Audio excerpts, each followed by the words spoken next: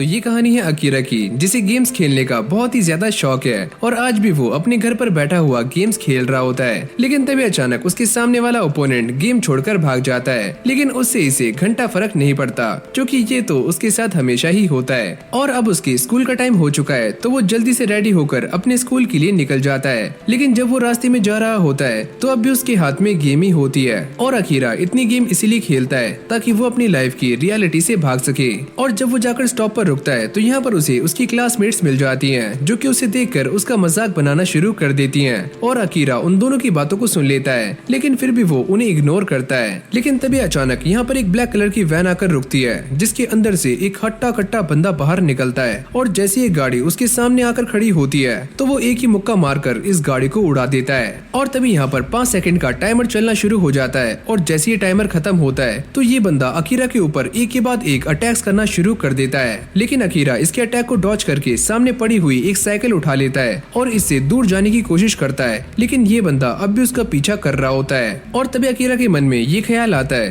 क्या मुझे पुलिस को बुलाना चाहिए? लेकिन साथ ही में वो ये सोचता है कि जब तक मैं पुलिस को बुलाऊंगा तो ये बंदा मुझे जान से मार देगा। जिसके बाद वो एक पुरानी सी बिल्डिंग में आ जाता है और वो ये सोचता है कि ये बिल्डिंग काफी कमजोर है, अगर ये बंदा मुझे पकड़ने के लिए इसके अंदर आएगा तो ये बिल्डिंग अपने आप ही टूट जाएगी और ये बंदा भी मारा जाएगा। लेकिन ऐसा कुछ भी नहीं होता। जिसके बाद अकीरा भागकर ऊपर जाता है ताकि वो एक और न्यू प्लान बना सके। और इस बार ये बंदा अकीरा के प्लान में फंस जाता है और उसके ऊपर एक काफी बड़ी पानी की टंकी आकर गिरती है, जिससे इस बंदे का माथा खुल जाता है और साथ में खून निकलना भी शुरू हो जाता है। लेकिन ये बंदा काफी स्ट्रॉन्ग होता है और जैसे ये बंदा अकीरा पर दोबारा से अटैक करने के लिए आगे आता है तो अकीरा इसके पेट में एक रॉड घुसा देता है, जिससे ये बंदा नीचे गिरकर मारा जाता है। और ये देखकर अकीरा काफी खुश होता है और वो ये सोचता है कि फाइनली मैंने इसे हरा दिया। और तभी अचानक यहाँ पर एक लड़की आ जाती है और वो ये कहती है कि शाबाश, मुझे लगा नहीं था कि तुम मेरे पेट को इतनी जल्दी हरा दोगे। और तभी यहाँ पर दोबारा से 5 सेकंड्स का टाइमर चलना शुरू हो जाता है और जैसे ही ये टाइमर खत्म होता है तो ये लड़की अकीरा के ऊपर एक जोरदार अटैक करती है और उसके एक हाथ को उड़ा देती है। और अभी लड़की जाती हुई कहती है कि तुम फिक्र मत करो, अभी तो ये गेम स्टार्ट हुई है। और इस तरफ हम अकीरा को देखते हैं, जिसकी हालत काफी खराब होती है और वो ये कहता है, अगर तुम्हें ऐसा लगता है कि ये गेम अभी खत्म नहीं हुई है तो मैं ये गेम खेलना चाहता हूँ, क्योंकि मैं अपनी लाइफ की रियलिटी से दूर जाना चाहता हूँ। और ये बोलने के साथ ही अकीरा मारा जाता है। और अगली सीन में हम ये देखते हैं कि अकीरा एक न्यू जगह पर आ चुका है, जहाँ पर उसके हाथ में हथकड़ियाँ लगी होती हैं। और जैसे वो सामने देखता है तो उसके सामने उसके जैसे ही यहाँ पर काफी सारे बंदे खड़े हुए होते हैं। अकीरा ये बात देखकर भी काफी शॉक्ड हो जाता है कि उसका टूटा हुआ हाथ दोबारा से वापस आ चुका है। और तभी यहाँ पर वही लड़की आ जाती है और वो ये बताती है कि आप सभी का स्वागत है, और वैसे मेरा नाम है मियो और आप सभी को यहाँ पर हमारे एक न्यू प्रोजेक्ट के लिए चुना गया है। जिसके बाद वो ये बताती है कि आखिरकार ये प्रोजेक्ट कैसे काम करता है कि रियल लाइफ में तुम सारे लोग मारे जा चुके हो, यानी कि तुम्हारे पास ना तो कोई आजादी है और ना ही कोई राइट्स। और जैसे ही वो सेकंड रूल बताने वाली होती है तभी एक बंदा कहता है कि मैं इस सब से काफी पक चुका हूँ, तो तुम यहाँ से जाओ और मुझे भी जाने दो। लेकिन तभी मियो अपने हाथ को एक कैनन के अंदर कन्वर्ट करके इस इंसान को यहीं पर मार देती है, जिससे सभी लोगों में भगदड़ मच जाती है। पर ये जगह चारों तरफ से सील होती है और यहाँ पर भागने का कोई भी फायदा नहीं है। और तभी मियो ये बताती है कि जैसा कि तुमने देख लिया है कि मैं अपने हाथ को एक कैनन के अंदर कन्वर्ट कर सकती हूँ, और ऐसे ही हमने तुमसे तुम्हारा सारा कुछ छीन लिया है और बदले में तुम्हें ऐसी ही पावर्स दी हैं, तो चुपचाप हमारी बातें मानो और इन पावर्स का इस्तेमाल ऐसे करो जिससे कि हम अपने प्रोजेक्ट में आगे बढ़ पाएं। और अब वो इन सभी को ये बताती है कि तुम्हारे हाथों में जो हथकड़ियां हैं उसके अंदर 2 लाइट्स हैं, पहली है रेड और दूसरी है ग्रीन। और जैसे ही ग्रीन लाइट होगी तो तुम अपनी एबिलिटीज का इस्तेमाल कर सकते हो, और इन एबिलिटीज का इस्तेमाल करने के बाद तुम किसी को भी नुकसान पहुंचा सकते हो। और यहाँ पर खड़े हुए सारे लोग उसकी बातों को बड़ी गौर से सुन रहे होते हैं और वो ये कहती है कि अगर तुम्हारे मन में कोई डाउट हो तो तुम मुझसे पूछ सकते हो। और वो यही सवाल मडोका और रिंगो दोनों से ही करती है। और तभी अचानक एक बंदा ये पूछता है कि आखिरकार तुम कौन हो और तुम ये सारा कुछ क्यों कर रही हो। और तभी मियो उसकी बातों का जवाब देते हुए ये कहती है कि मैं तुम्हारे बारे में भी सारा कुछ जानती हूँ और मैंने उस बंदे को इसलिए जान से मारा क्योंकि मैं एक बुरी इंसान हूँ और तुम एक अच्छे इंसान। और जब ये सारी बातें खत्म हो जाती हैं तो फिर ये सारे अपने अपने रूम में आ जाते हैं और जैसे अकीरा अपने रूम में आता है तो उसके हाथ की हथकड़ियां भी खुल जाती हैं और यहाँ सामने टेबल पर एक लेटर रखा हुआ होता है जिससे अकीरा को ये पता चल जाता है कि उसकी एबिलिटी कौन सी है और वो क्या क्या कर सकता है। और फिर हम मियो को देखते हैं जो कि ये सारा कुछ अपने सीसीटीवी कैमराज में देख रही होती है। और फिर हम दोबारा से अकीरा को देखते हैं जो कि अपनी फेवरेट कैंडी खाकर सो जाता है। और तभी अचानक यहाँ पर एक जोरदार धमाका होता है जिससे अकीरा ये समझ जाता है कि पक्का कोई ना कोई यहाँ पर अपनी एबिलिटी को चेक कर रहा है, पर वो है कौन। और अब वो ये सोचता है कि अगर किसी के पास मुझसे भी ज्यादा स्ट्रॉन्ग पावर्स हुई और वो मुझे मारना चाहता हो तो मैं उससे कैसे बचूंगा। और अकीरा को ये सारी चीजें बड़ी बकवास लग रही होती हैं, लेकिन साथ ही में वो अपना बेस्ट देने के लिए भी एकदम रेडी होता है। और अब बारी आ चुकी है पहली 1-on-1 बैटल की, जो कि मडोका और अकीरा के बीच में एक क्लासरूम के अंदर हो रही होती है। और मडोका उसको देखकर ही कहता है, ओए सुनो बच्चे, चुपचाप मुझसे हार मान लो वरना मैं इस डंडे से तुम्हारी बखिया टाइट कर दूंगा।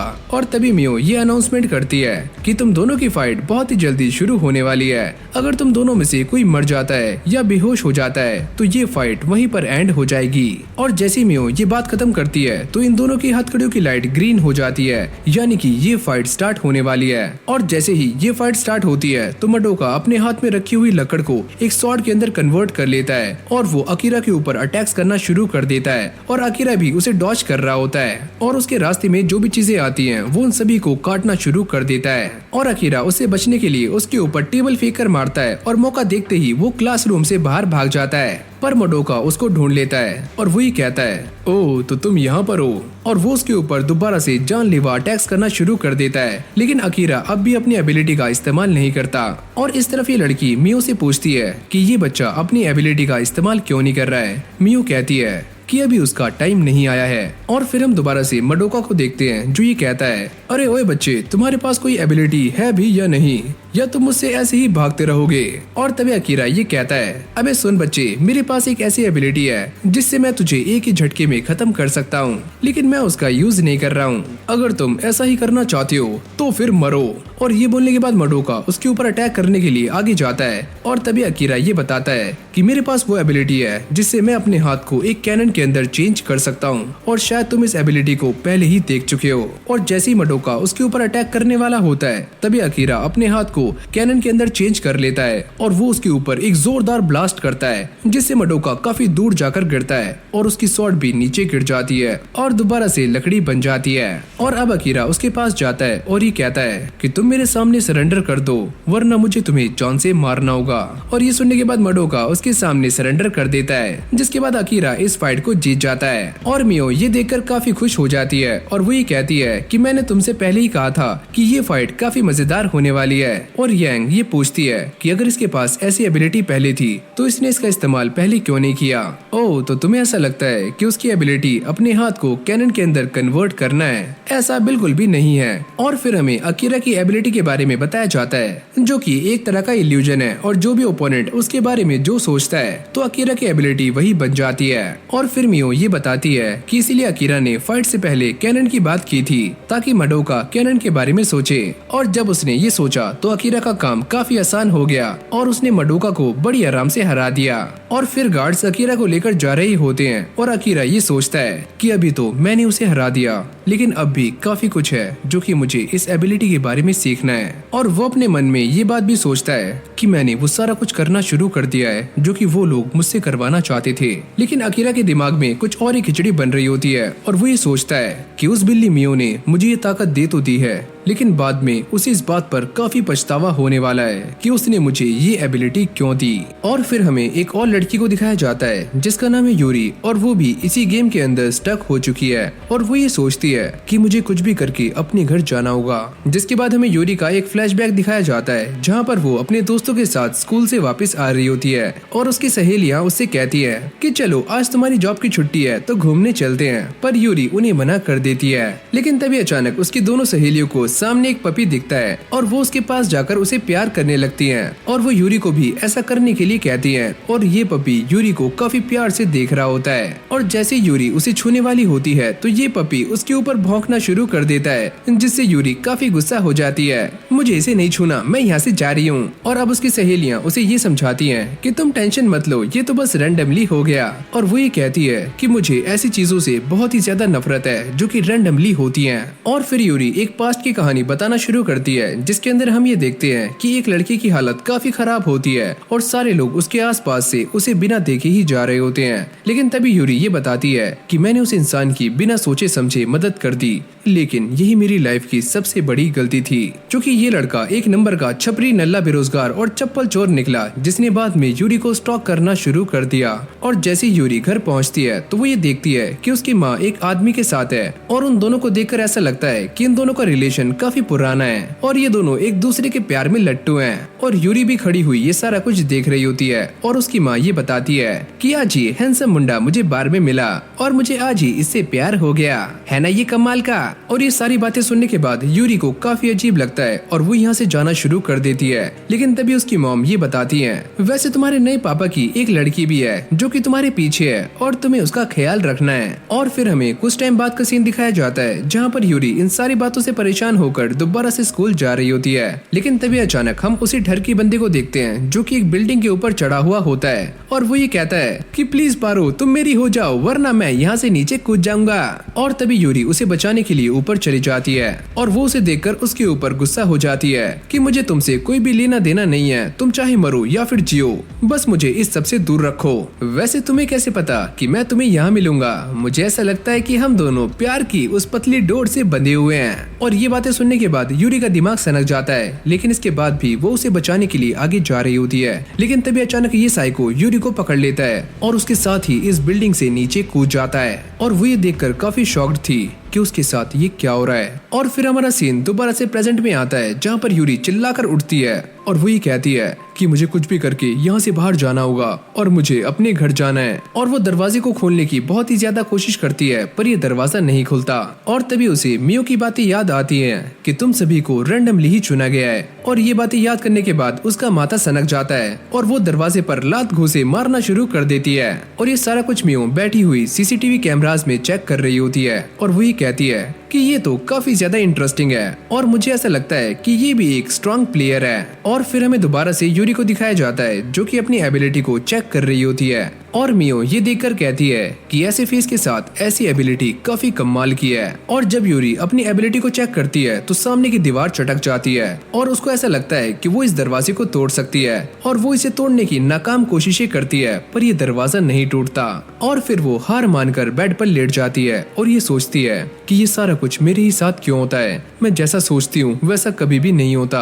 और फिर हमें दोबारा से एक फ्लैशबैक दिखाया जाता है जहाँ पर यूरी स्कूल से घर आती है और वो ये नोटिस करती है कि पक्का यहाँ पर कोई है। और तभी वो छोटी सी बच्ची बाहर निकल कर आती है और ये बच्ची काफी ज्यादा भूखी है क्योंकि उसके मॉम और डैड सुबह से ही यहाँ से गायब हैं और वो दोनों गुलछर्रे उड़ा रहे हैं। जिसके बाद यूरी इस बच्ची को खाने के लिए देती है और अब ये दोनों नहाने के लिए आ जाते हैं। और जैसे ये बच्ची अपने कपड़े उतारती है तो यूरी कुछ देखकर काफी शॉक्ड हो जाती है। और फिर हमें रात का सीन दिखाया जाता है जहाँ पर यूरी इस बच्ची को देख रही होती है और उसे इसके लिए काफी बुरा लगता है। और अब वो उस बात को याद करती है जब उसकी मॉम रो रही थी और यूरी उनके पास जाकर ये कहती है कि मॉम प्लीज मत रोइए, मैं आपके साथ हूँ। और वो ये बताती हैं कि बच्ची वो तुम ही हो जिसकी वजह से मुझे उस इंसान के साथ रहना पड़ रहा है जो कि मुझे बिल्कुल भी पसंद नहीं है। और अब ये सारी बातें सोचकर यूरी बड़ी शॉक्ड हो जाती है। जिसके बाद गार्ड्स उसे लेकर जा रहे होते हैं क्योंकि उसकी सेकंड बैटल का टाइम हो चुका है। और तभी अचानक हम ये देखते हैं कि उसका जो ओपोनेंट होता है वो एक नंबर का ठरकी बुड्ढा होता है जो कि यूरी को देखकर ये कहता है, अरे वाह, जब मुझे यहाँ पर लाया गया तो मुझे ऐसा लगा कि मैं नर्क में आ चुका हूँ, लेकिन तुम्हें देखकर मेरा दिल बाग बाग हो रहा है। और ये सुनने के बाद यूरी को समझ नहीं आता कि ये ठरकी बुड्ढा क्या बातें कर रहा है। और हाँ, वैसे मैंने तुम्हें सुनकर ये पता लगा लिया है कि तुम वर्जिन हो। और ये सुनने के बाद यूरी काफी शॉक्ड हो जाती है। और अब ये ठरकी बुड्ढा अपनी एबिलिटी के बारे में बताता है और वो ये कहता है कि मेरे पास एक ऐसी एबिलिटी है जिससे मैं किसी को भी सुनकर ये बता सकता हूँ कि उसकी कंडीशन क्या है। और अब ये यूरी को डराते हुए कहता है कि जब भी मैं किसी लड़की के साथ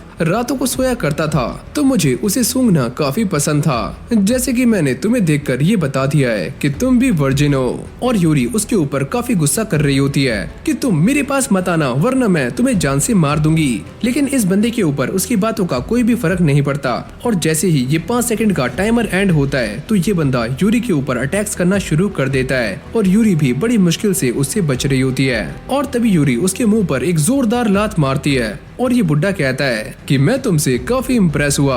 और ये बोलने के बाद वो अपनी पैंट नीचे कर देता है जिसको देखकर यूरी के होश उड़ जाते हैं। ये तुम क्या कर रहे हो? वैसे यहाँ पर कोई भी रूल्स नहीं है तो तुम जैसे चाहो वैसे कपड़े पहन सकते हो। और ये बोलने के बाद वो दोबारा से यूरी के ऊपर अटैक कर देता है और उसकी गर्दन को दबाने लगता है और यूरी उसे बचने की काफी कोशिशें कर रही होती है। और वो ये कहता है, अरे सुनो सुंदरी, झटपटाने का कोई भी फायदा नहीं है और मैंने जितना सोचा था तुम उससे भी काफी अच्छा स्मेल करती हो और तुम्हें इस तरह से पकड़ने में मुझे अपनी पुरानी बातें याद आ रही हैं। और फिर हमें इस बंदे का एक फ्लैशबैक दिखाया जाता है जहाँ पर ये एक औरत के साथ रात बिताने के बाद अपने रास्ते जा रहा होता है और तभी उस औरत को ये पता चलता है कि ये बंदा काफी अमीर है और एक बड़ी कंपनी के अंदर काम करता है। जिसके बाद वो इस बंदे का फायदा उठाना शुरू कर देती है, यानी कि उसे ब्लैकमेल कर रही होती है कि अगर तुमने मुझे ज्यादा पैसे नहीं दिए तो मैं तुम्हारे ऑफिस में आ जाऊंगी और सभी को ये सारी बातें बता दूंगी कि तुमने मेरे साथ क्या किया है और तुम क्या क्या करते हो।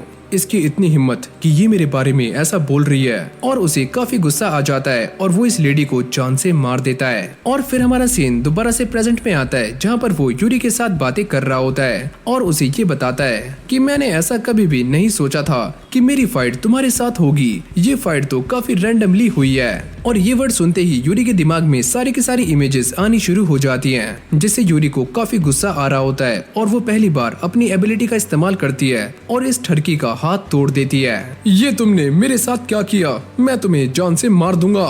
और जैसे यूरी ये बात सुनती है तो वो उसके ऊपर मुक्के बरसाना शुरू कर देती है और उसे कुछ ही देर में ढेर कर देती है, जिससे यूरी ये फाइट जीत जाती है। और फिर हमें यूरी की एबिलिटी के बारे में बताया जाता है कि वो अपनी स्ट्रेंथ को 5 गुना बढ़ा सकती है और सुपर स्ट्रॉन्ग बन सकती है। और फिर हम अकीरा को देखते हैं जो कि बैठा हुआ अपनी फेवरेट कैंडी खा रहा होता है और वो ये सोचता है कि मेरे पास ये जो पावर्स हैं मैं उनका इस्तेमाल करके सभी को हरा दूंगा। लेकिन मुझे एक बात समझ नहीं आ रही है कि इन सारी पावर्स का इस्तेमाल करने के लिए स्ट्रेंथ कहाँ से आती है। और तभी अचानक मियो यहाँ पर टपक जाती है और वो ये बताती है कि जब भी तुम अपनी इस एबिलिटी का इस्तेमाल करते हो तो ह्यूमन वर्ल्ड में 2 बंदे टपक जाते हैं, यानी कि ये सारी की सारी स्ट्रेंथ ह्यूमन स्ट्रेंथ से आती है। और तभी अकीरा की आंख खुल जाती है, यानी कि वो ये सारा कुछ सपना देख रहा होता है। जिसके बाद ये गार्ड्स उसे लेकर एक न्यू जगह पर आ जाते हैं जहाँ पर पहले से ही ये सारे लोग उसका इंतजार कर रहे होते हैं। और इस बार जो फाइट होने वाली है वो 1 वर्सेस 1 नहीं बल्कि एक टीम बैटल होने वाली है जिसमें ये सारे एक साथ हैं। और अब यहाँ पर 2 घंटे का टाइमर स्टार्ट हो जाता है और इन 2 घंटों में इन सभी को एक साथ रहना है। और फिर अकीरा ये सोचता है कि अगर हम सारे एक साथ मिलकर काम करने वाले हैं तो हम सभी को अपनी एबिलिटीज के बारे में एक दूसरे को बताना होगा। और यहीं पास में हम एक और बंदे को देखते हैं जिसका नाम है सातो और वही कहता है कि चलो हमारे पास अभी टाइम है तो हम एक दूसरे को अच्छी तरह से जान लेते हैं और हम एक अच्छा सा प्लान भी बना लेंगे। और अब वो एक बटन दबाता है जिससे वो एक रस्सी को एक हार्ड स्टिक के अंदर चेंज कर देता है और इसे वो एक वेपन की तरह इस्तेमाल करता है। पर यूरी को उसकी बातों पर यकीन नहीं होता और वो ये कहती है मैं ये जानती हूँ कि ये तुम्हारी असली एबिलिटी नहीं है। अरे नहीं, यही मेरी असली एबिलिटी है। और अब बारी आती है यूरी की जो कि अपने आप को इंट्रोड्यूस कर रही होती है और वो ये कहती है कि मेरा नाम है यूरी और मेरी एबिलिटी है कि मैं अपनी ताकत को 5 गुना बढ़ा सकती हूँ। और जब मडोका की बारी आती है तो वो ये बताता है कि मैं किसी भी स्टिक को एक शॉट के अंदर चेंज कर सकता हूँ। और ये सुनने के बाद सातो कहता है अरे वाह, तुम दोनों की एबिलिटीज तो काफी कमाल की है, मैं इम्प्रेस हुआ। और अब बारी आती है शिन की और वो ये कहता है कि मेरे पास एक ऐसी पावर है जिससे मैं 2 सेकंड के लिए इनविंसिबल बन सकता हूँ, यानी कि इन 2 सेकंड्स में मुझे कोई भी हरा नहीं सकता।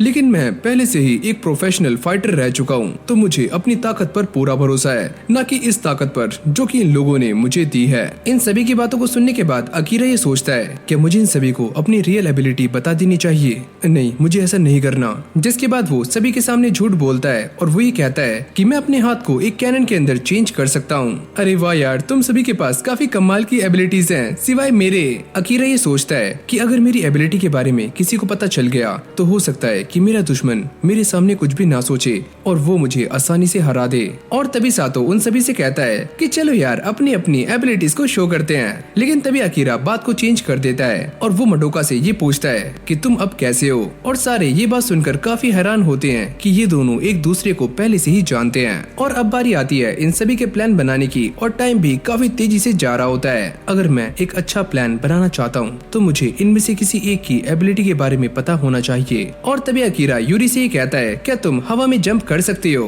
लेकिन मडोका अलग ही सोच में डूबा हुआ होता है और वो ये सोचता है कि अगर ये लड़की ऊपर कूदी तो इसका सारा कुछ दिख जाएगा। और जैसी वो ऊपर कूदती है तो शिन और मडोका अपनी आंखें बंद कर लेते हैं और अकीरा ये देखकर काफी शॉक्ड हो जाता है कि उसने बड़ी आसानी से सीलिंग को टच कर लिया है। और तभी यूरी को दाल में कुछ काला लगता है और वो इन दोनों के थप्पड़ जड़ देती है, जिसके बाद गार्ड्स उन सभी को लेकर आगे जा रहे होते हैं। और अकीरा ये सोचता है, अरे यार मुझे तो बस यही चेक करना था कि अगर तुम्हारी स्ट्रेंथ 5 गुना बढ़ जाती है तो क्या तुम्हारा वेट भी चेंज हो जाता है। और अकीरा यूरी को ये सारी बातें समझा रहा होता है कि उसने ऐसा क्यों किया। और यूरी ये कहती है, लेकिन तुमने सारा कुछ देख लिया। और जाते हुए सातो उन दोनों को एक एडवाइस देता है और वो ये कहता है कि अगर तुम्हारे सामने ऐसा मौका आता है कि तुम्हें एक दूसरे को जान से मारना पड़े तो मेरी बात मानो, उसे जान से मार देना और इस जगह पर अपना गार्ड हमेशा ही ऊपर रखना, वरना तुम भी मारे जा सकते हो। और अगली सीन में हम ये देखते हैं कि ये सारे सेकंड फ्लोर पर आ जाते हैं और ये नोटिस करते हैं कि इनके सामने इनके ओपोनेंट्स खड़े होते हैं जो कि बस 4 थे और उनका एक साथी शैडो में छुपा हुआ होता है, यानी कि ये सारे टोटल 5 हैं। जिसके बाद म्यू ये अनाउंसमेंट करती है कि जिसका भी नाम लिया जाएगा उसे रिंग में आना है और सामने आकर फाइट करनी है। और हाँ, एक बात और, जिस भी टीम के ज्यादा मेंबर्स जीतेंगे आखिर में वही टीम जीतने वाली है। और अब बारी आ चुकी है इस फाइट को शुरू करने की और इस तरफ से सातो आगे जाता है, पर अकीरा ये समझ जाता है कि म्यू ने हम सभी को फंसाया है ताकि हम सारे एक दूसरे को अपनी एबिलिटीज बता दें। और ये तो सच में काफी गलत हुआ। जिसके बाद ये फाइट स्टार्ट हो जाती है और सातो को ये लड़की काफी अच्छी लग रही होती है और इसका नाम है रिन। और वो सातो से कहती है कि मुझे तुमसे फाइट नहीं करनी तो प्लीज मेरे सामने सरेंडर कर दो। अगर मैं हारी तो पता नहीं मेरे साथ क्या होगा, तो प्लीज मेरी बात मान जाओ। और जैसे ही सातो ये सारी बातें सुनता है तो वो ये कहता है कि तुम्हारा ऑफर तो काफी अच्छा है, लेकिन मुझे एक चीज पर डाउट है कि शायद तुम अपने कपड़ों में कुछ छुपा रही हो। और तभी उसे रिन के ऊपर शक होना शुरू हो जाता है और वो ये कहता है कि मुझे ऐसा लगता है कि तुम्हारे पास एक ऐसी एबिलिटी है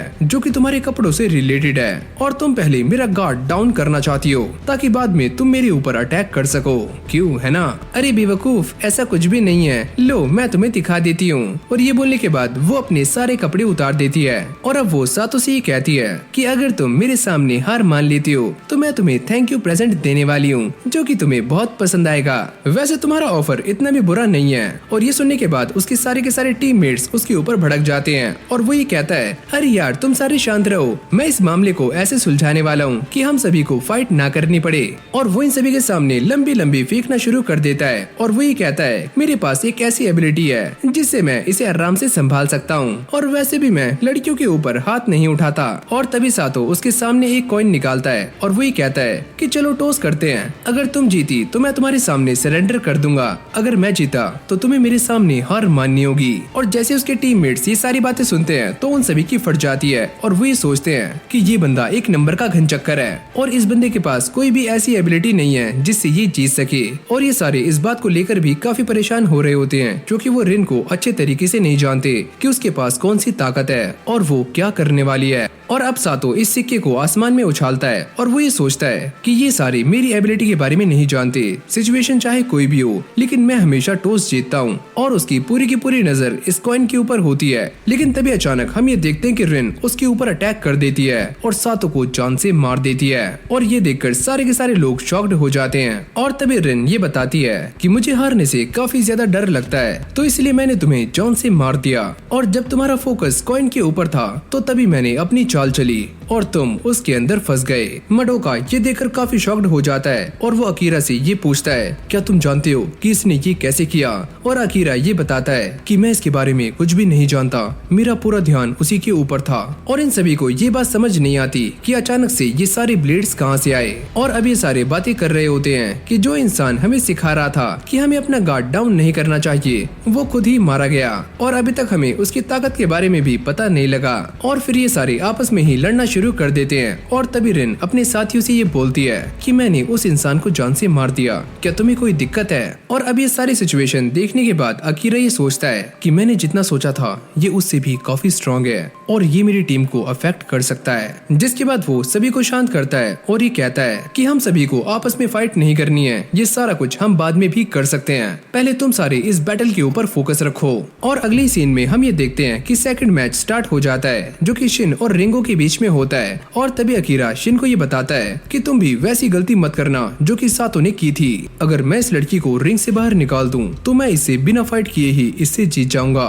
और जैसे ही रिंगो अपना हाथ ऊपर करती है तो शिन को ऐसा लगता है कि वो उसके ऊपर अटैक करने वाली है, तो वो अपने आप को प्रोटेक्ट करना शुरू कर देता है। लेकिन तभी रिंगो ये बोलती है कि मैं अपने आप को सरेंडर करती हूँ। और सारे लोग ये देखकर काफी शॉक्ड हो जाते हैं कि इस लड़की ने अपने आप ही हार मान ली। और मडोका ये कहता है कि मुझे ऐसा लगता है कि इस लड़की के पास कोई भी स्पेशल एबिलिटी नहीं है, तो इसीलिए ये अपने आप हार गई। और इस तरफ रिंगो अपने टीममेट्स को ये बता रही होती है कि मैंने उस इंसान की एबिलिटीज को कॉपी करने की काफी कोशिश की, लेकिन मुझे ये समझ नहीं आया कि उस इंसान के पास कौन सी पावर्स हैं, तो इसीलिए मैं हार गई। और तभी रिन उसे ये कहती है, अरे कोई बात नहीं, तुमने अपना बेस्ट दिया।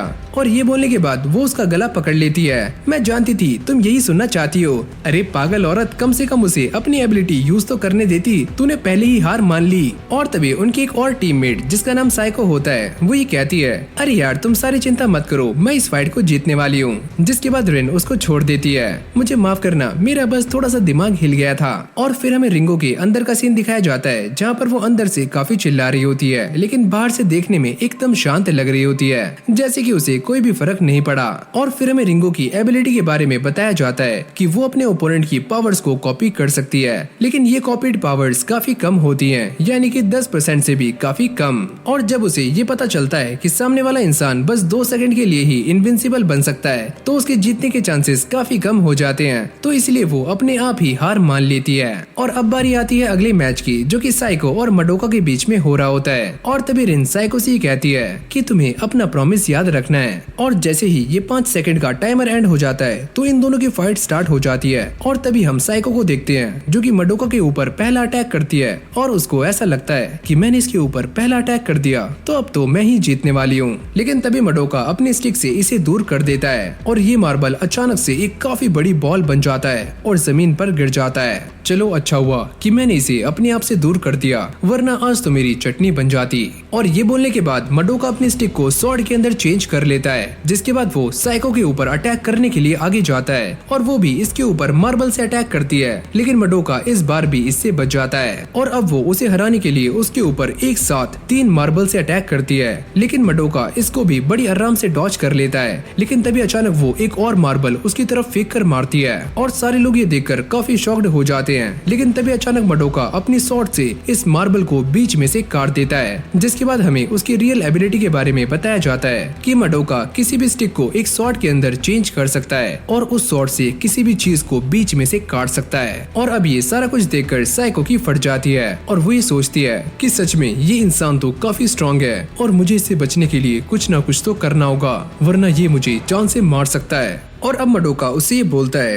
कि चलो तुम मेरे सामने हार मान जाओ और मुझे नहीं लगता कि तुम मुझसे जीत पाओगी। और साइको ये सारा कुछ देखने के बाद काफी डरी हुई होती है और वो ये सोचती है कि अगर मैंने इससे हार मान ली तो पता नहीं रिन मेरे साथ क्या करेगी। और अब वो अपने सारे के सारे मार्बल्स को बाहर निकालकर मडोका के ऊपर फेंकना शुरू कर देती है और मडोका इन सारे मार्बल्स से डॉच कर रहा होता है। और जैसे उसके सारे मार्बल्स खत्म हो जाते हैं तो मडोका ये नोटिस करता है कि वो इन सभी के बीच में फंस चुका है। तुम ये जो कुछ भी कर रही हो उसका कोई भी फायदा नहीं है, क्योंकि मैं इन सभी को बड़ी आराम से काट सकता हूँ। जिसके बाद साइको उसके ऊपर अटैक कर देती है, पर मडोका अपनी स्वॉर्ड से उसे काट देता है। और तभी अचानक वो ये नोटिस करता है कि साइको एक और मार्बल से उसके ऊपर अटैक करने के लिए आगे आ रही है और वो एक नाइफ का इस्तेमाल करके उसे नीचे गिरा देता है और साथ में उसका मार्बल भी नीचे गिर जाता है। और मडोका ने जिस नाइफ का इस्तेमाल किया होता है वो असल में एक लकड़ी होता है। जैसे कि तुम जानती हो कि मैं किसी भी स्टिक को एक वेपन के अंदर चेंज कर सकता हूँ और मेरे पास कोई दूसरी स्टिक नहीं थी, तो मैंने इसी स्टिक को बीच में से तोड़ लिया।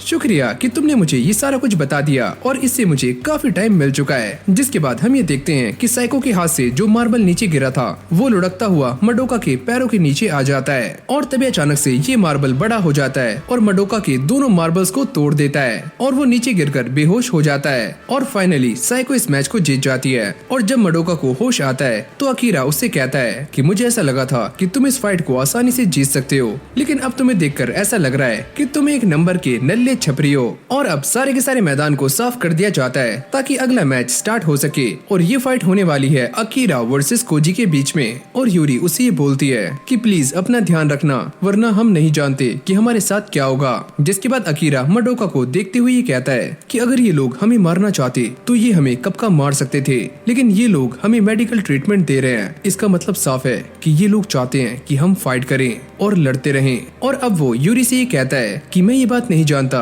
कि हमारे साथ क्या होगा, लेकिन एक बात तो तय है कि जो टीम हारेगी उसके साथ बुरा ही होने वाला है। और अब वो रिंग में आ जाता है और वो ये सोचता है कि मेरे पास वही एबिलिटी आ जाती है जो कि लोग मेरे बारे में सोचते हैं, लेकिन आखिरकार वो लोग कौन है? क्या ये लोग जो कि मेरे आसपास खड़े हुए हैं या फिर वो जो कि मेरे सामने है? और तभी टाइमर समाप्त हो जाता है और इन दोनों की फाइट होनी शुरू हो जाती है। और अकीरा इस बात को लेकर काफी खुश होता है कि उसका ओपोनेंट एक हार्श अटैकर नहीं है। और अकीरा अपनी एबिलिटी को एक्टिवेट करने के अलग अलग तरीके अपना रहा होता है। कभी वो आगे जाता है और कभी पीछे।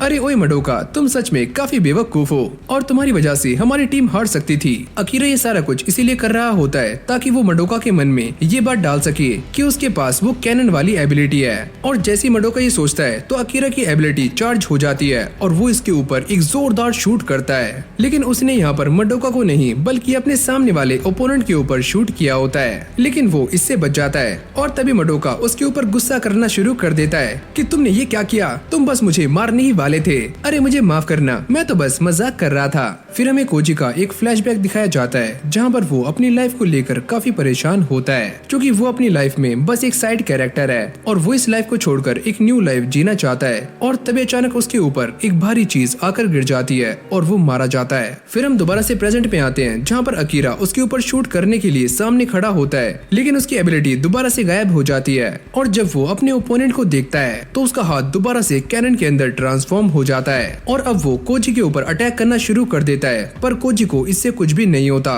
और तभी हम सारे ये नोटिस करते हैं कि कोजी के आसपास एक बैरियर बना हुआ होता है और तभी अकीरा उसके ऊपर 2 और शूट करता है, पर कोजी इससे भी बच जाता है। और जब उसके टीममेट्स उसे चीयर कर रहे होते हैं तो ये फीलिंग उसके लिए काफी अजीब होती है कि मुझे मेरी लाइफ में आज तक किसी ने भी चीयर नहीं किया, खासकर लड़कियों ने। और तभी चारों तरफ रोशनी होनी शुरू हो जाती है। अरे तुम उसे गलत चीयर कर रही हो, मैं तुम्हें दिखाती हूँ कि एक आदमी को कैसे चीयर करते हैं। और तभी रिन ये बोलती है कि सुनो कोजी, अगर तुम इस फाइट को जीत जाते हो तो ये लड़कियाँ तुम्हारे लिए कुछ भी करेंगी, सुन रहे हो ना, कुछ भी। और तभी कोजी के दिमाग की बत्ती जल जाती है और उसे ऐसा लगता है अरे वाह, अगर ऐसा हुआ तो मैं ये कर सकता हूँ। लेकिन तभी ये जूता उसके फेस पर पट्ट से बचता है और अकीरा उसके सामने खड़ा हो जाता है। तो चलो अब जल्दी से दोनों हाथ ऊपर कर लो, क्योंकि मैं ये बात जानता हूँ कि जब भी मैं दूर से तुम्हारे ऊपर शूट कर रहा था तो तुम अपने हाथ जमीन पर लगाकर अपने लिए एक बैरियर बना रहे थे, और अब मुझे ये बात पता है तो तुम हार चुके हो। और अकीरा इस फाइट को जीत जाता है और उसने ये सारा कुछ करने के लिए पहले मडोका का सहारा लिया और बाद में सामने वाली टीम का। और इससे अकीरा को एक बात तो साफ हो जाती है कि जब उसके और उसके सामने वाले ओपोनेंट के बीच में एक म्यूचुअल अंडरस्टैंडिंग होगी तभी वो अपनी पावर्स को इस्तेमाल कर सकता है। अकीरा के रिंग से बाहर आते ही मडोका उसको पकड़ लेता है। अबे ओए, तुमने मेरे साथ क्या किया? अगर मैं मर जाता तो? और तभी शिन ये बोलता है कि उस सामने वाले बंदे के पास जो पावर्स थी वो काफी कमजोर थी और इसलिए तुम आसानी से जीत पाए। अरे नहीं, ऐसा कुछ भी नहीं है। अगर वो एबिलिटी तुम्हारे पास होती तो तुम मुझे आसानी से हरा सकते थे। और जब ये सारी बातें खत्म हो जाती है तो अगला मैच स्टार्ट हो जाता है। और जैसे यूरी सामने आती है तो वो ये नोटिस करती है कि सामने से वही बंदा आ रहा है, यानी कि वही साइको।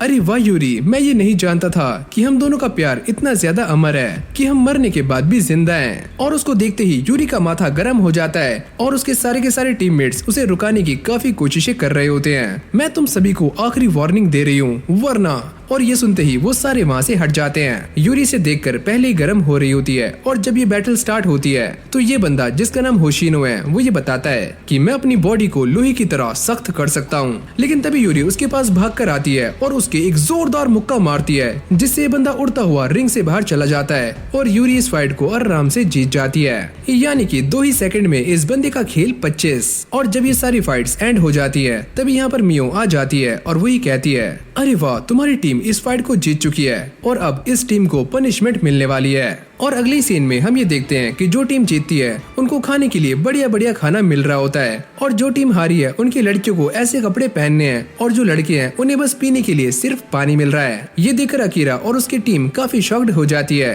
क्योंकि उन्होंने ऐसा एक्सपेक्ट नहीं किया था। और अब ये लड़कियां उन्हें खाना सर्व कर रही होती हैं और ये सारे खाने को बड़ी आराम से खा रहे होते हैं। और एक लड़की अकीरा के पास आती है और वो ये कहती है कि मैं तुम्हारी पावर्स को देखकर काफी इम्प्रेस हुई और मैं ये नहीं जानती कि तुमने अपने टीममेट के ऊपर अपनी कैनन क्यों तान दी। अरे जाओ जाओ, मुझे तुम्हारी बातों में कोई भी इंटरेस्ट नहीं है। और वो ये सोचता है कि मुझे इस लड़की से बचकर रहना होगा, ये काफी खतरनाक है। और इस तरफ मंडोका रिंगो से काफी अजीब से बिहेव कर रहा होता है और वो ये कहता है कि मैं जीता हूँ तो मैं ऐसा कर सकता हूँ, पर अकीरा उसकी बजानी शुरू कर देता है। अबे क्या क्या क्या बोल रहा है, तू जीता है बेटा, तू हारा था। चल एक काम कर, इन्हीं लड़कियों की तरह ड्रेस पहनकर हमें खाना सर्व कर। और जब इनका खाना पीना खत्म हो जाता है तो इन दोनों ही टीम्स को अलग अलग रास्तों पर जाना पड़ता है। ये तो बस हमारा टाइम पास था, लेकिन असली पनिशमेंट इन्हें अभी मिलने वाली है। और जैसे जैसे ये सारे आगे जा रहे होते हैं तो ये रास्ते आगे जाकर अलग अलग रास्तों में डिवाइड हो जाते हैं, यानी कि इन सभी को अब अलग अलग जाना है। और अब ये सारे इस बात को लेकर काफी चिंता में होते हैं कि अगर ये सारे अलग अलग आगे गए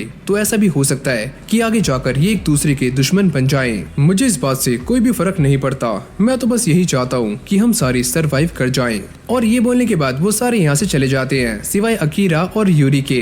वैसे मैंने तुम्हें जो हैंकी दिया है वो बचपन से मेरे साथ था, ओह तो तुम इसे वापस ले सकते हो। और अकीरा उसे ये समझाता है कि मेरे कहने का मतलब ये है कि तुम एकदम सेफ रहना और इस हैंकी को दोबारा से वापस लेकर आना। और अब ये दोनों एक दूसरे को गुड लक बोलकर अपने अपने रास्ते निकल जाते हैं। और जैसे अकीरा आगे जाता है तो उसे आईफोन 16 प्रो मैक्स मिलता है और उसे ये बताया जाता है कि अभी उसके पास 100 पॉइंट्स हैं और उसे ऐसे ही 1000 पॉइंट्स को कलेक्ट करना है, तभी वो इस लेवल को पार कर सकता है। और तभी उसके सामने का दरवाजा खुल जाता है और जैसे अकीरा वहाँ जाता है और वो ये नोटिस करता है कि वो एक खुले जंगल में आ चुका है और उसे ये बताया जाता है कि वो अभी ब्लॉक ए में है और उसे 30 मिनट के अंदर अंदर इस ब्लॉक ए को पास करना है। फिर अकीरा भागना शुरू कर देता है और जब वो आसपास की जगहों को देखता है तो उन्हें देखकर ऐसा लगता है कि उससे पहले भी यहाँ पर कोई आ चुका है, यानी कि बैटल स्टार्ट हो चुकी है। और तभी अचानक से उसके सामने एक बंदा आ जाता है और 5 सेकंड का टाइमर स्टार्ट हो जाता है। अकीरा ये सोचता है कि मेरे पास कोई और चारा नहीं है, मुझे इससे फाइट करनी होगी। और तभी यह बंदा जिसका नाम है कात्सुया वो ये कहता है कि तुम मुझसे डरो मत, मैं तुमसे फाइट करने के लिए यहाँ पर नहीं आया हूँ, मैं ये चाहता हूँ कि तुम मेरी टीम में शामिल हो जाओ। और फिर हम यूरी को देखते हैं जो कि भागकर यहाँ पर आ जाती है। क्या तुम ठीक हो? तुम्हें क्या लगता है कि मैं ठीक हूँ? और तभी कात्सुया ये बताता है कि ये सारे रेड टीम से हैं और ये तुम्हें अपनी टीम के अंदर शामिल करना चाहते हैं। और तभी रेड टीम का ये चमन कहता है कि तुम इन दोनों को हमारे हवाले कर दो वरना मैं तुम्हें जान से भी मार सकता हूँ। और ये बोलने के बाद रेड टीम उनके ऊपर अटैक करना शुरू कर देती है और कात्सुया भी अपनी एबिलिटी का इस्तेमाल करके उन दोनों को प्रोटेक्ट कर रहा होता है। जिसके बाद रेड टीम का एक मेंबर अपनी एबिलिटी को शो करता है और इसकी एबिलिटी है कि वो अपने हाथ को कैनन के अंदर कन्वर्ट कर सकता है। और यूरी ये देखकर काफी शॉक्ड हो जाती है कि देखो अकीरा, ये तो तुम्हारी जैसी एबिलिटी है। और तभी चमन ये कहता है कि हम तुम्हें यहाँ से भागने नहीं देंगे। और तभी अचानक हम ये देखते हैं कि अकीरा की भी कैनन एबिलिटी चार्ज हो जाती है जिससे वो इन सभी के ऊपर अटैक कर देता है। और ये रेड टीम इस बात को देखकर काफी शॉक्ड हो जाती है कि अकीरा के पास भी कैनन वाली एबिलिटी है। और फिर ये रेड टीम दोबारा से उन सभी के ऊपर अटैक्स करना शुरू कर देती है, पर कात्सुया अपनी बो का इस्तेमाल करके उन सभी को प्रोटेक्ट कर रहा होता है और वो यहाँ से भागने का ट्राई करते हैं, लेकिन ये रेड टीम उनके ऊपर एक के बाद एक अटैक्स कर रही होती है। और जब अकीरा और इस बंदे का अटैक एक दूसरे से टकराते हैं तो यहाँ पर एक काफी खतरनाक ब्लास्ट हो जाता है जिससे रेड टीम यहीं पर चित हो जाती है। और फिर अगली सीन में हमें इन तीनों को दिखाया जाता है जहाँ पर कात्सुया इन दोनों को थैंक्स बोल रहा होता है कि उन दोनों ने उसकी जान बचाई। और अब ये सारे एक दूसरे के सामने अपने आप को इंट्रोड्यूस कर रहे होते हैं। और तभी कात्सुया ये बताता है कि ये जगह काफी अलग है और यहाँ पर सभी लोग टीम में खेलते हैं, मैं ग्रीन टीम से हूँ और वो टीम रेड टीम थी। और अगली सीन में कात्सुया उन सभी को लेकर ग्रीन टीम के अड्डे पर आ जाता है जो कि दिखने में एक छोटा सा गांव लग रहा होता है जहाँ पर कुछ लोग मजदूरी कर रहे होते हैं और कुछ लोग खेती। और फिर यहाँ पर एक लेडी आ जाती है जिसके पास एक छोटा सा बच्चा होता है और कात्सुया ये बताता है कि इस बच्चे ने यहीं पर जन्म लिया है तो इसीलिए इसके हाथों में हथकड़ियाँ नहीं है। और अब कात्सुया उन दोनों को मीटिंग रूम में छोड़कर यहाँ से चला जाता है। और जब ये दोनों एक साथ होते हैं तो इन दोनों को काफी ऑकवर्ड लग रहा होता है। और अब ये दोनों इस जगह के बारे में बातें कर रहे होते हैं और अकीरा ये कहता है कि इस जगह पर सारे टीम बनाकर फाइट करते हैं तो मुझे ऐसा ऐसा लगता है कि इनके लीडर के पास एक ऐसी एबिलिटी है जो कि बहुत ही ज्यादा पावरफुल है। और अब कात्सुया उन दोनों को लेकर अपने लीडर के पास आ जाता है जो कि एक बुढ़ा होता है और इस बंदे का नाम है शिरासागी। और ये उन दोनों को देखकर काफी खुश हो रहा होता है क्योंकि उसको ऐसा लगता है कि अकीरा के पास कैनन एबिलिटी है और अगर वो इनकी टीम में शामिल होता है तो आगे चलकर इन्हें काफी फायदा हो सकता है। और ये सारी बातें सुनने के बाद वो दोनों काफी शॉक्ड हो जाते हैं क्योंकि इन दोनों को ऐसा लग रहा था कि इस टीम का लीडर एक काफी पावरफुल इंसान है, लेकिन ये तो एक नंबर का फट्टू है जिसे पावर्स की नीड है। और अब ये दोनों यूरी से उसकी एबिलिटी के बारे में पता करते हैं और यूरी ये बताती है कि मेरी एबिलिटी है कि मैं अपनी स्ट्रेंथ को 5 गुना बढ़ा सकती हूँ। और ये सुनने के बाद वो दोनों काफी शॉक्ड हो जाते हैं और ये बुढ़ा ये बताता है कि कैनन एबिलिटी सच में काफी रेयर है, लेकिन जो एबिलिटी तुम्हारे पास है वो तो उससे भी ज्यादा अल्ट्रा रेयर है। और अब ये दोनों बंदे काफी खुश हो रहे होते हैं और वो ये सोचते हैं कि अगर इन दोनों ने हमारी टीम को ज्वाइन कर लिया तो सारा कुछ चेंज हो सकता है। अकीरा और यूरी इन दोनों की हरकतों को देखकर काफी ऑकवर्ड फील कर रहे होते हैं कि पता नहीं इन दोनों को क्या हुआ। और अब ये दोनों दोबारा से सीरियस हो जाते हैं, जिसके बाद शिरासागी ये बताता है, देखो सुनो, मैं ये बात जानता हूँ कि अभी तुम्हारे मन में लाखों सवाल होंगे, लेकिन पहले मैं तुम्हें ये बता दूं कि इस लेवल में हमें काफी सारे पॉइंट्स को कलेक्ट करना है जो कि एक तरह की यहाँ की करेंसी है जिससे हम आगे चलकर बहुत कुछ खरीद सकते हैं। और इसके बाद वो ये बताता है कि जब मैं यहाँ पर आया था तो यहाँ पर इतनी बड़ी बड़ी टीम्स नहीं थी, सभी लोग 2 या 3 की टीम बनाकर आपस में फाइट किया करते थे और कोई भी पॉइंट्स के पीछे नहीं भागता था। लेकिन तभी अचानक एक अफवाह उड़नी शुरू हो गई कि एक टीम ऐसी है जो कि अपने मेंबर्स के अंदर लगातार बढ़ोतरी करती जा रही है। और अब ये दोनों उसकी बातों को बड़ी गौर से सुनते हैं कि एक बार तो ऐसा भी हो रहा था कि उस बड़ी टीम ने लोगों को जबरदस्ती पकड़ना शुरू कर दिया ताकि वो उन्हें अपनी टीम के अंदर शामिल कर सकें। और फिर यूरी उस बात को याद करती है कि रेड टीम ने जबरदस्ती उसे पकड़ने की कोशिश की थी और वो ये पूछती है कि ऐसा करने से उन्हें कोई भी पॉइंट नहीं मिलते तो वो ऐसा क्यों करते हैं। देखो, मैं ये बात नहीं जानता, लेकिन एक बात तो साफ है कि सारे लोग यहाँ पर हमेशा के लिए रहना नहीं चाहते और हम इस बात को भी नहीं जानते कि आगे वाला प्रोग्राम कैसा होगा। ऐसा भी हो सकता है कि वो प्रोग्राम इससे भी ज्यादा खतरनाक हो। और फिर शिरासागी ये कहता है कि वो लोग यहाँ पर रहकर अपनी पावर्स को बढ़ाना चाहते हैं ताकि वो यहाँ पर कब्जा कर सके और जिनके पास कमजोर एबिलिटीज हैं वो उनका शोषण कर सके। और यहीं से हमारा सीन चेंज हो जाता है और फिर हमें रेड टीम के लीडर को दिखाया जाता है जिसका नाम है हाजिमे। और उसके पास में रिन बैठी हुई होती है और सामने वही 4 लोग खड़े होते हैं जो कि अकीरा और उसके साथियों से हार गए थे। और वो हाजिमे से माफी मांग रहे होते हैं कि प्लीज सरदार, हमें माफ कर दो कि हम उन्हें अपने साथ नहीं ला पाए। और ये सारे बंदे हाजिमे को देखकर काफी कांप रहे होते हैं, लेकिन हाजिमे उन सभी को कुछ भी नहीं बोलता और हाजिमे उन्हें आगे आने के लिए कहता है। और जैसे ही एक बंदा उसके पास जाता है तो वो उसकी एक जोरदार बोतल मारता है और ये बोलता है कि मैंने तुमसे पहले ही कहा था कि अगर तुम उन्हें हमारे पास नहीं लाओगे तो तुम सारे मारे जाओगे।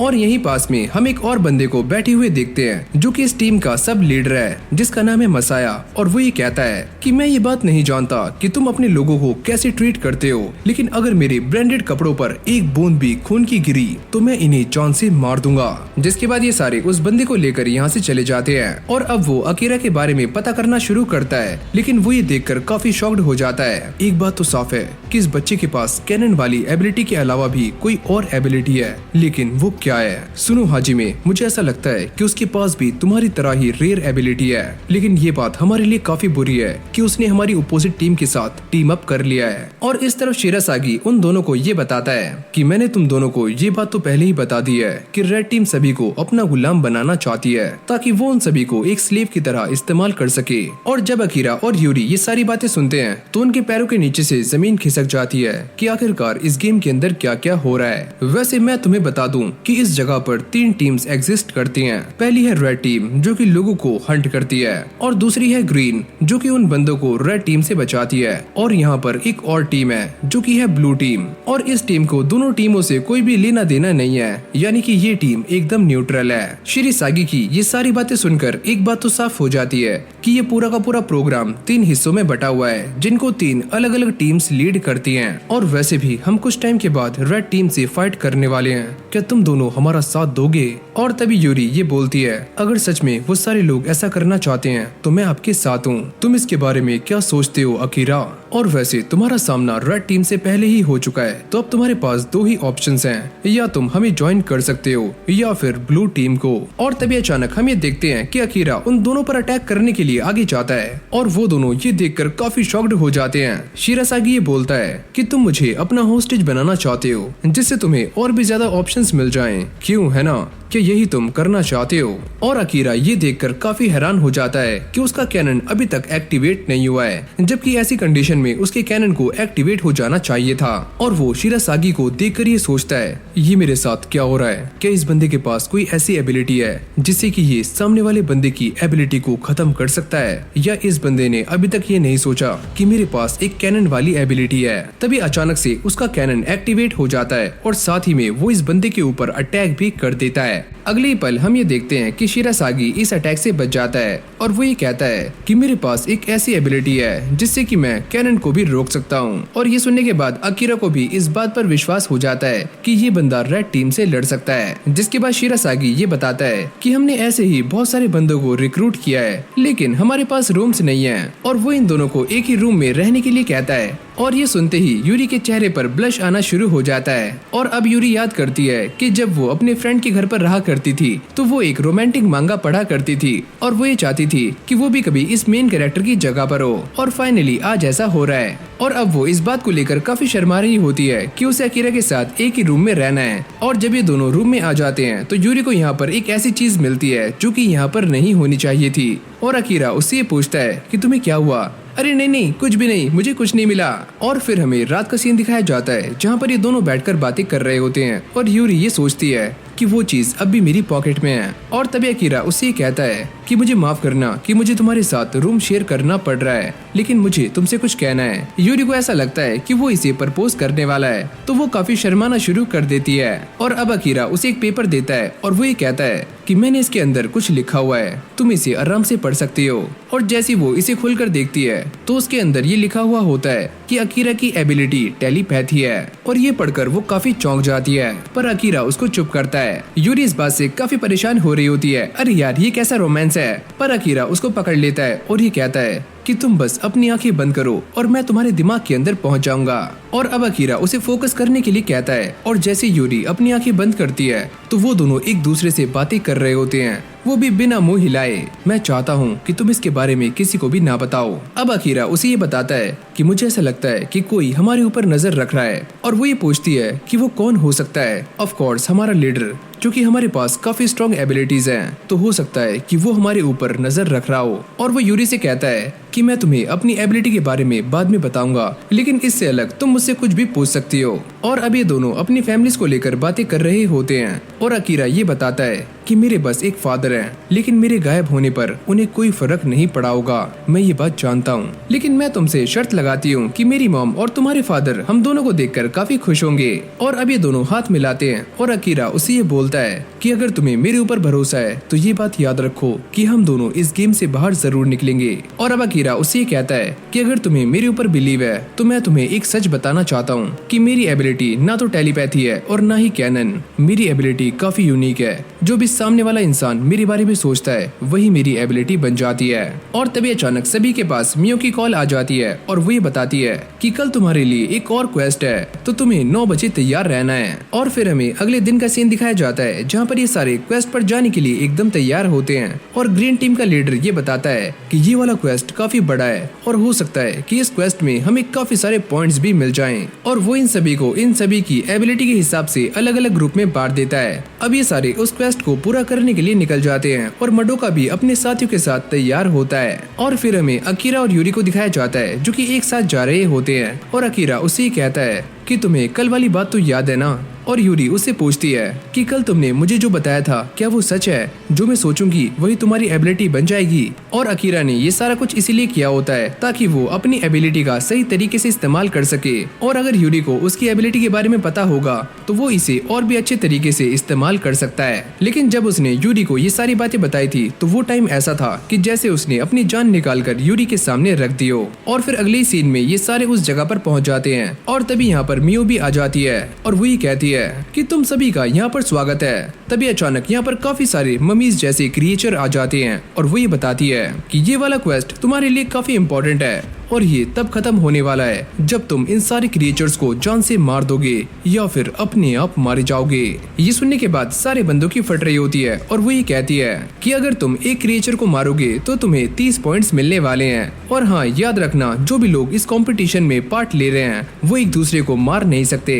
और तभी अचानक हम ये देखते हैं कि एक क्रिएचर शिरासागी के ऊपर अटैक्स करना शुरू कर देता है, पर शिरासागी को इससे कुछ भी नहीं होता और उसका एक बंदा आकर इस क्रिएचर को पकड़ लेता है और ये लड़की उसे बीच में से काट देती है। जब एक क्रिएचर अकीरा के ऊपर अटैक करता है तो अकीरा भी उसे बड़ी आराम से धूल चटा देता है। और इस तरफ हम ये देखते हैं कि एक क्रिएचर इजी के ऊपर अटैक्स कर रहा होता है, पर इजी को इससे कोई भी फर्क नहीं पड़ता और वो इसे एक जोरदार मुक्का मारकर वहीं पर सुला देता है। जिसके बाद हमें इजी की एबिलिटीज के बारे में बताया जाता है कि वो अपनी बॉडी को लोहे की तरह सख्त कर सकता है। कासुया भी एक मम्मी को संभालने की कोशिश कर रहा होता है, लेकिन जैसे ही मम्मी उसके ऊपर अटैक करने के लिए आगे आती है तो उसकी एक साथी इस मम्मी को अपनी कर्स डॉल से मार देती है। और फिर हमें टीम सी के टोरो को दिखाया जाता है जो कि इन सारे के सारे क्रिएचर से बड़ी आराम से लड़ रहा होता है और उसकी एबिलिटी है टेलीपोर्टेशन, जिससे वो बड़ी आराम से इधर से उधर जा रहा होता है। और अकीरा ये देखकर काफी शॉक्ड हो जाता है और वो यूरी से ये कहता है क्या तुमने उसकी एबिलिटी देखी। और जैसी एक मम्मी उसके ऊपर अटैक करने के लिए आगे आती है तो अकीरा अपने कैनन से उसे उड़ा देता है। और फिर हमें रात का एक फ्लैशबैक दिखाया जाता है जहाँ पर ये दोनों बैठकर बातें कर रहे होते हैं कि पहले इन दोनों को टेलीपैथी से बात करनी है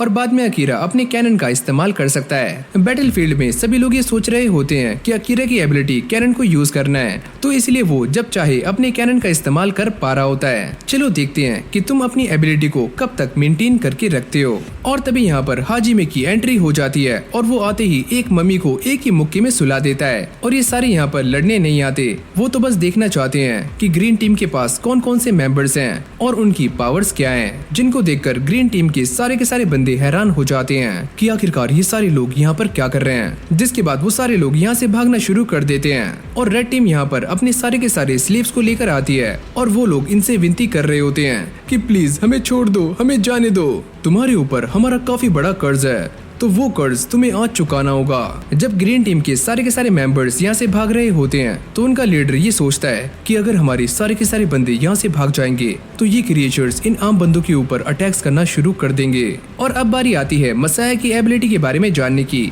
और हमें ये बताया जाता है कि इस इंसान के पास एक ऐसी एबिलिटी है जिससे ये किसी के ऊपर से भी अपना डेट उतरवा सकता है, भले ही उस इंसान ने इससे कर्ज लिया हो या फिर ना लिया हो, ये किसी से भी कुछ भी करवा सकता है। और इसी बंदे ने अपने स्लेव्स को ये ऑर्डर दिया होता है कि वो इन मम्मीज के साथ लड़ें और उन्हें भागने की परमिशन नहीं होती। अगर ये सारे क्रिएचर्स ऐसे ही इन बंदों को मारते रहेंगे तो ग्रीन टीम को अपनी एबिलिटीज का इस्तेमाल करना होगा, जिससे इनकी सारी की सारी एबिलिटीज हमारे सामने आ जाएंगी और हमारा प्लान सक्सेसफुल हो जाएगा। जब एक मम्मी रिंगो के ऊपर अटैक करने वाली होती है तो अकीरा और यूरी उसको बचा लेते हैं। मैं इस बात को जानता हूँ कि तुम्हारे पास इससे भी बढ़कर कुछ है और मैं वही देखना चाहता हूँ। जिसके बाद मियो यहाँ पर एक बड़े वाली मम्मी को बुला लेती है और ये मम्मी सच में काफी बड़ी होती है। मसाया अपने सारे स्लेव्स को ये ऑर्डर देता है कि वो उस बड़ी मम्मी से जाकर लड़ें। ये देखकर इजी उन सभी को बचाने के लिए आगे जाता है, लेकिन ये बड़ी मम्मी उसकी एक जोरदार मुक्का मारती है जिससे वो उड़कर पीछे जाकर गिरता है और उसकी हालत भी काफी खराब हो जाती है। और अब वो अकीरा के ऊपर भी अटैक कर देता है जिससे अकीरा पेड़ से जाकर टकराता है और ये बड़ी मम्मी अकीरा के ऊपर अटैक करने के लिए आगे आ रही होती है, लेकिन तभी शिरासागी उसके सामने आ जाता है और वो उसे डिस्ट्रैक्ट करना शुरू कर देता है। तुम यहाँ से जाओ, मैं इसे संभाल लूंगा। फाइनली हमें शिरासागी की एबिलिटी को दिखाया जाता है जो कि ये है कि ये बंदा अपने सामने वाले ओपोनेंट के साथ पीसफुली कॉन्ट्रैक्ट बना सकता है। और अब ये बड़ी मम्मी उसके ऊपर लगातार अटैक्स कर रही होती है, लेकिन शिरासागी को इससे कोई फर्क नहीं पड़ता और वो ये सोचता है कि पहले मैंने एक गलती करके अपने किसी प्यारे इंसान को खो दिया है और अब मैं वो गलती दोबारा करना नहीं चाहता।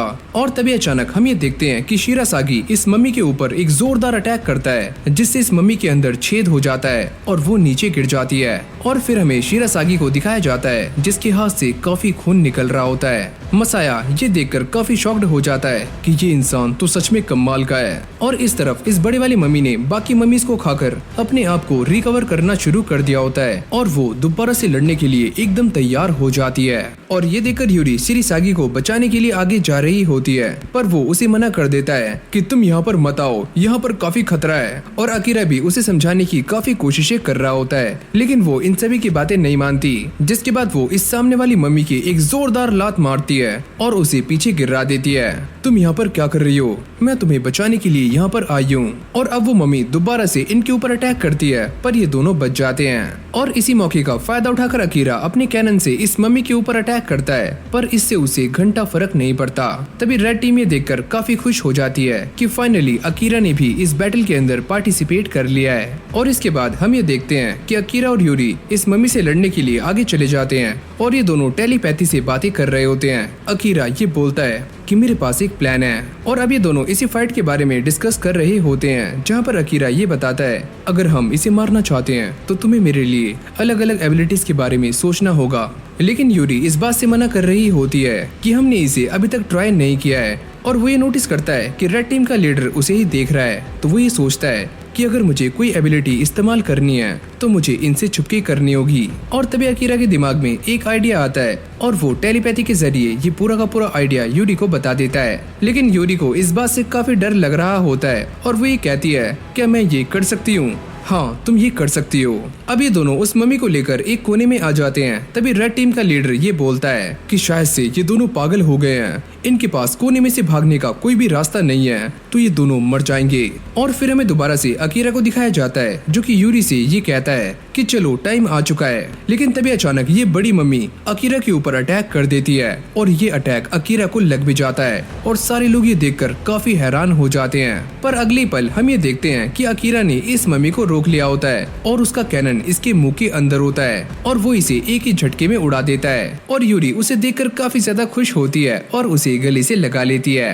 और अगली सीन में हम ये देखते हैं कि ये मम्मी दोबारा से खड़ी हो जाती है और अकीरा के ऊपर अटैक करने वाली होती है। तभी अचानक यहाँ पर रेड टीम का लीडर आ जाता है और वो इसके एक ही मुक्का मारकर इस मम्मी को खत्म कर देता है। अरे सुनो बच्चे, तुम तो काफी इंटरेस्टिंग हो और तुमने उसके मुंह के अंदर फायर किया, वो काफी कमाल का था। लेकिन यूरी को इस बंदे के ऊपर काफी गुस्सा आता है और वो इसके ऊपर अटैक करने के लिए आगे जाती है, पर ये बंदा यूरी को ही पटक देता है। देखो सुनो, ये पूरा का पूरा क्वेस्ट खत्म हो चुका है, क्या अब भी तुम मुझसे लड़ना चाहते हो? मियो यहाँ पर शूट करती है और वो ये बताती है कि मैंने अभी तक डिक्लेयर नहीं किया है कि ये क्वेस्ट खत्म हो चुकी है। मुझे तुम्हारी बातों से कोई फर्क नहीं पड़ता, मुझे बस इससे लड़ना है। तो चलो फिर मैं तुम्हें एक और क्वेस्ट के बारे में बताती हूँ जिसका नाम है हंट द किंग।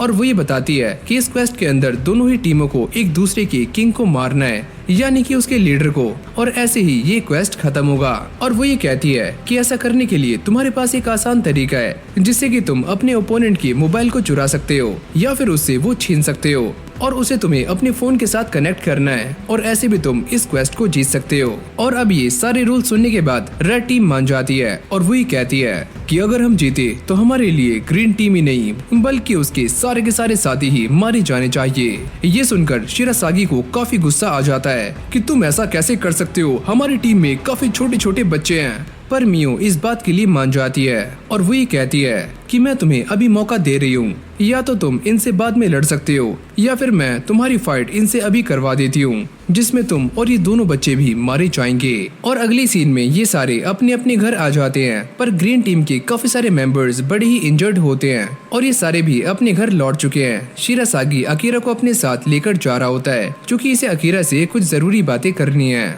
देखो अकीरा, मुझे इन सभी को रियल क्वेस्ट के बारे में बताना होगा, लेकिन उससे पहले मैं ये जानना चाहता हूँ कि तुम्हारी रियल एबिलिटी क्या है। अकीरा ये कहता है कि मेरी रियल एबिलिटी कैनन वाली नहीं है, मेरे कुछ पर्सनल रीजंस हैं जिनकी वजह से मैं आपको अपनी रियल एबिलिटी नहीं बता सकता।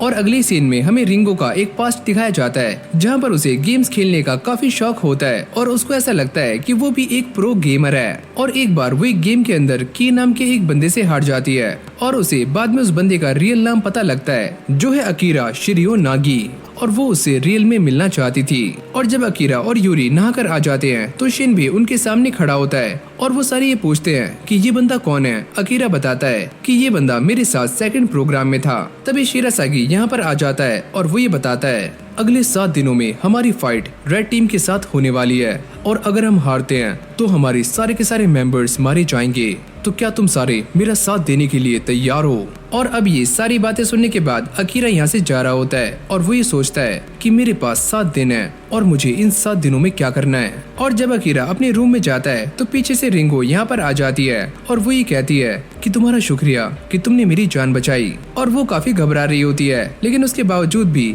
वो अकीरा से कहती है कि मैं तुमसे बात करना चाहती हूँ। और अब वो अकीरा को ये बताती है कि मेरे पास एक ऐसी एबिलिटी है जिससे मैं ये पता कर सकती हूँ कि सामने वाले के पास कौन सी ताकत है। जैसे कि मैंने ये पता किया था कि शिन 2 सेकंड्स के लिए इनविंसिबल बन सकता है। अकीरा उसे खींचकर रूम के अंदर ले जाता है और वो ये कहता है कि तुम मुझे ये सारा कुछ क्यों बता रही हो। पर रिंगो को काफी अजीब लग रहा होता है। वो अकीरा को ये बताती है कि मैं किसी की भी एबिलिटी का 10% कॉपी कर सकती हूँ, लेकिन मुझे ये करने के लिए एक पार्टनर चाहिए, तो क्या तुम मेरे पार्टनर बनोगे? और इसी के साथ ये बात यहीं पर एंड हो जाती है। और अगले सीन में जब यूरी आराम कर रही होती है तो अकीरा उसके पास आता है और वो ये कहता है कि मैं आज का दिन तुम्हारे साथ बिताना चाहता हूँ। फिर हम एक बंदे को देखते हैं जो ये बोलता है कि मुझे अपनी रेड टीम से मिलना है क्योंकि मुझे ग्रीन टीम के बारे में कुछ ऐसा पता लगा है जो कि मैं उन्हें बताना चाहता हूँ। मसाया कहता है कि फाइनली हमें शिरासागी के बारे में सारा कुछ पता चल चुका है और उस लड़की से हमें ज्यादा खतरा नहीं है। हमारे लिए मेन टारगेट अकीरा है। और तभी यहाँ पर उनकी टीम की एक और मेंबर आ जाती है और वो ये देखकर काफी शॉक्ड होती है कि सारे लोग रिन के आगे पीछे घूम रहे हैं। और फिर यहाँ पर एक और बंदे की एंट्री होती है जो कि दिखने में काफी बूढ़ा होता है और इस बंदे का नाम है कामुई, जो कि अपना स्केटबोर्ड लेकर यहाँ पर आता है। और जब ये सारे लोग उससे उसका स्केटबोर्ड मांग रहे होते हैं तो वो उसे खाक में मिला देता है। जो भी चीज मेरे काम की नहीं होती मैं उसके साथ ऐसा ही करता हूँ। जब ये सारे बंदे यहाँ पर आ जाते हैं तो मसाया उन सभी को ऑर्डर देता है कि तुम सारे जाकर अपना काम करो और जो भी तुम्हारे रास्ते में आता है उसे खत्म कर देना। और अब ये बंदा भी यहाँ पर आ जाता है जो कि रेड टीम के लीडर से मिलना चाहता था और वो ये कहता है सुनो मालिक, मुझे ग्रीन टीम ने पकड़ लिया था, लेकिन मैं उनके बारे में एक ऐसी बात जानता हूँ जो कि मैं आपको बताना चाहता हूँ। जब उस बड़े मॉन्स्टर ने अकीरा के ऊपर अटैक किया था तो अकीरा उसे मारा जाना चाहिए था, पर ऐसा नहीं हुआ। और हाँ, उसके पास कोई ऐसी एबिलिटी है जिसकी वजह से वो सही हो गया। मसाया ये सारी बातें जाकर हाजिमे को बता देता है और वो ये कहता है कि वो अकीरा, उसी की वजह से ही हम अपने प्लान के अंदर कुछ चेंजेस कर रहे हैं और हमें उससे बचकर रहना होगा। यानी कि आगे इस कहानी में ऐसा काफी कुछ होने वाला है जो कि आपने और मैंने एक्सपेक्ट नहीं किया है। तो इस एनिमे को पूरा देखने के लिए हमारी वीडियो को लाइक करके चैनल को सब्सक्राइब कर लेना। और इस एनिमे का अगला पार्ट काफी जल्दी आने वाला है जो कि आपको न्यू वीडियोस में देखने को मिल जाएगा। और साथ ही में मैं उसको पिन कमेंट में भी पिन कर दूंगा ताकि आपको ढूंढने में आसानी हो। तो चलो फिर आज की इस वीडियो को यहीं पर एंड करते हैं और मैं मिलता हूँ आपसे एक और न्यू फ्रेश वीडियो के साथ। तब तक के लिए take care and keep watching anisole.